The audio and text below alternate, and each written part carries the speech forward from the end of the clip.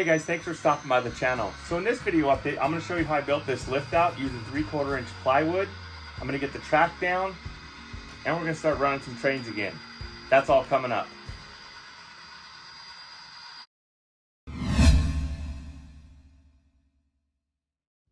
So just as a reminder, this is a shot of the sub road bed as it spanned in front of the door, and then here's a shot from each side as I cut it back, and we'll start the build process from there.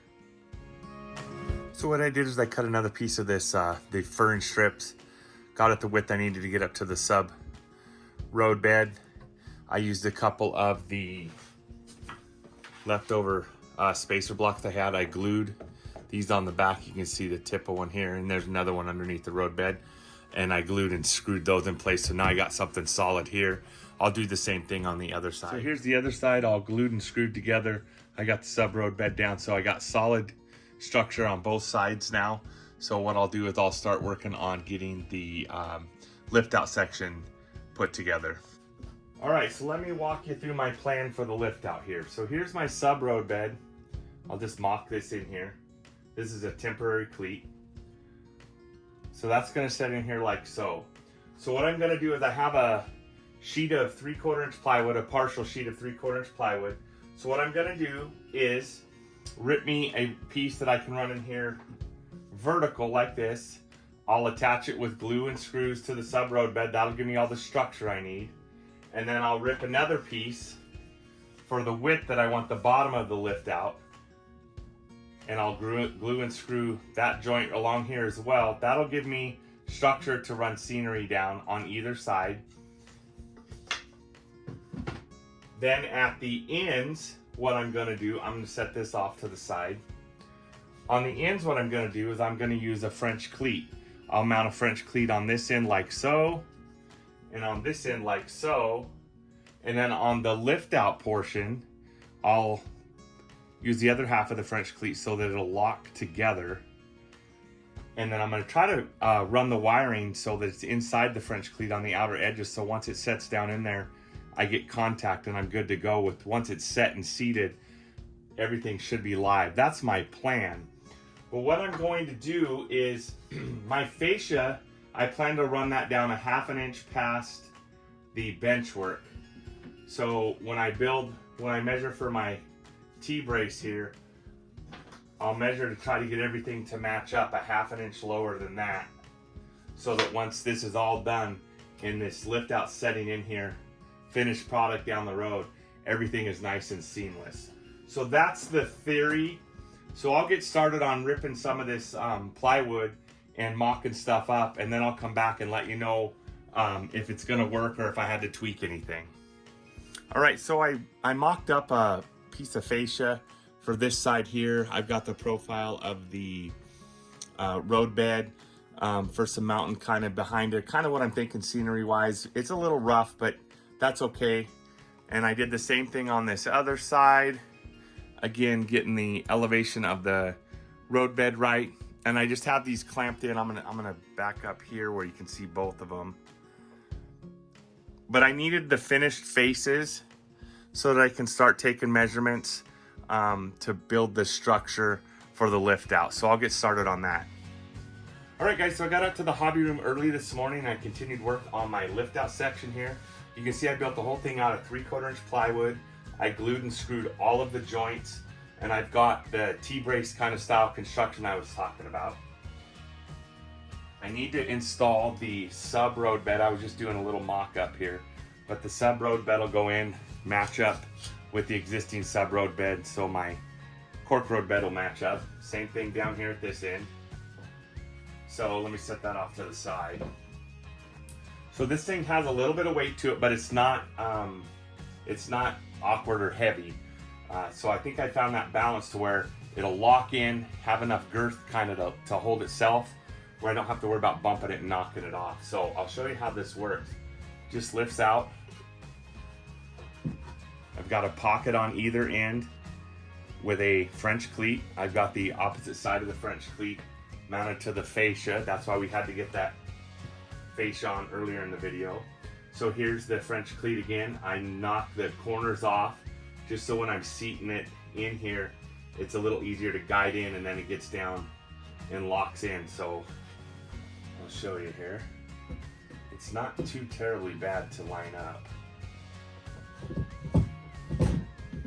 There it is. It's good and solid, so I'll keep plugging away on it. I do need to add another piece from here to here of this 3/4 inch plywood, because my road bed that comes in on a slight radius here for the first half. So I'll plug that in here, get the sub road bed attached, and then I'll come back.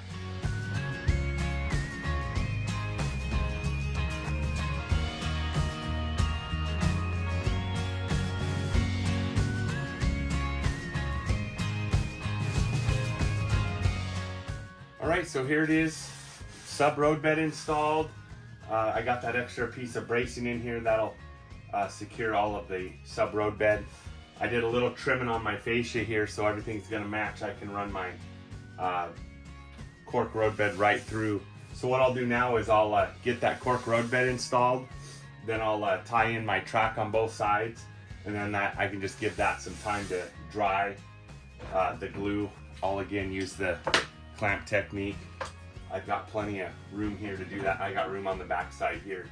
So I'll just clamp this stuff, get it all down, and then what I'll do once that's set up, I'll come back and I'll use my Dremel to make my cuts for the lift out section.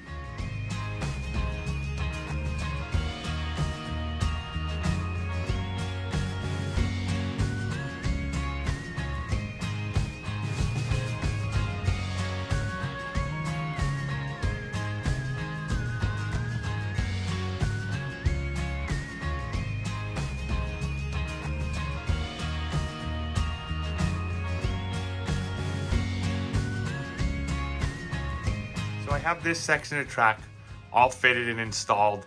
You can see I've used the little blocks and clamps to hold everything down while the glue sets up. So we'll let this set for a few hours, and then we'll come back and we'll use the Dremel to make those cuts for our lift out section. Then I have one more small little section where I have to install some track, and then we'll get some power to the track and see if we can't get some trains running before the end of this video. Okay, so the last section of track to complete the loop is right here. I've made my soldered connections here mid-bridge, midway on that span. So I just have to make this connection here, and what I'm gonna do is I'll use my Dremel and I'll cut these, and then I'm gonna install rail joiners, but I'm not gonna solder those.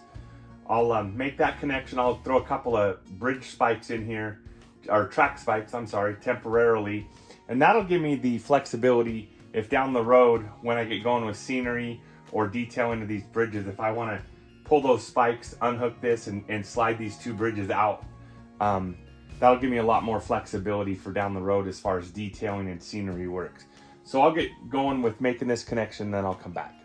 All right, so I pulled all the clamps from the lift out, all that track we put in earlier in the video. I'm going to spin around here, and I was able to get this piece of track here connected. I just installed some rail joiners, and I have a locomotive on the track. I hooked up a couple of jumper wires. Let's see if everything works. So we'll just go. This is an Atlas 4-axle locomotive. We'll just follow it around here.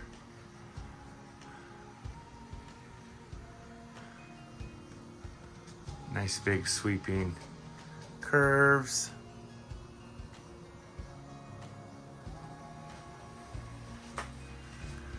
Over the lift out.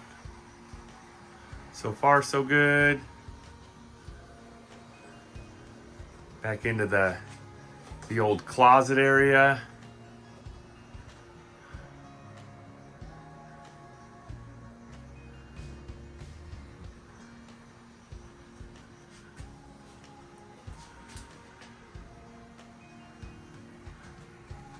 So far so good. Everything's ran nice and smooth.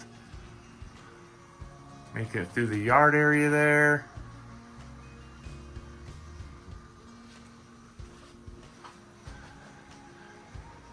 Back out of the yard and over the bridges and back to our starting point.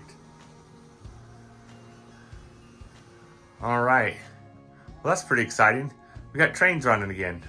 So the test run with the trains went great. I took about 10 laps. I didn't have any derailments, no problems at all. So what I'm gonna do now is I'm gonna grab my Dremel tool and I'm gonna cut the rails here and here, and then I'll use a hobby saw to cut through the road bed so that I can remove the lift out section. So I've got my cuts made at both ends of the lift out, so we'll try to lift it out.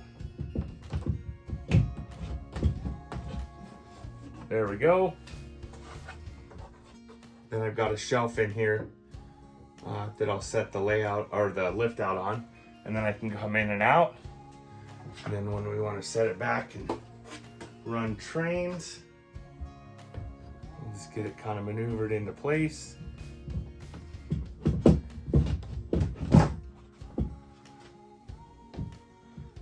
Get it lined up. Get it seated in there. That should be it. So we'll try to run a car across it.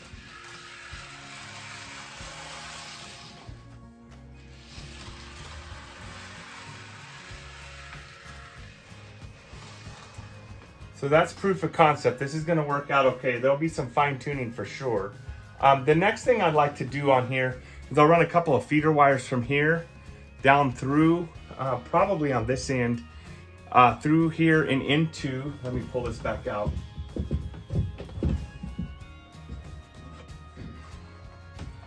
And into this pocket up in the French cleat, put the positive and negative, and then do the same thing from here, feeder wires down onto this portion of the French cleat, so that when I set it in here, whenever I want to run trains, I can just drop this in, make sure that my alignment's good to go, and then my power should touch just with little pressure. That should be seated to where I could run trains no problem. So that's where we're at right now. I'm liking the idea. So back to running trains. So this is pretty cool. We got a lot done in this video. We got all the track finished up. We built that lift out, and we got a little bit of wiring done, but enough to where we could run trains to start checking the track work. So if you're enjoying this, hit that like button. If you'd like to follow along with this build series, subscribe to the channel. Thanks for watching, guys. Happy railroading.